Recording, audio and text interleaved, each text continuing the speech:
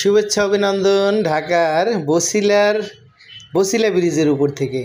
আমাদের বুড়িগঙ্গা নদীতে মাছ ধরার এই বিরল দৃশ্য আগে কখনো চোখে পড়ে নাই।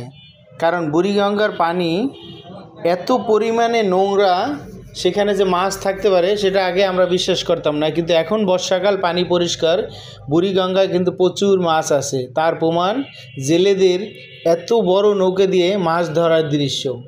তো জেলেরা মোটামুটি ভালোই মাছ পাইতেছে। তো বিরল দৃশ্যটি ব্রিজের উপর থেকে চোখে পড়লো, ভালো লাগলো দেখে। তো সবাইকে নিয়ে এক একটা জিনিস দেখতে আমি ভালোবাসি, তাই সবার জন্য ভিডিওটি ধারণ করলাম। ঢাকার বুড়িগঙ্গায় যে মাছ পাওয়া যায়, এটি যারা আমরা বিশ্বাস না করতাম, এই ভিডিওর মাধ্যমে সেই বিশ্বাসটা অর্জন করার চেষ্টা করতেছি সবার জন্য।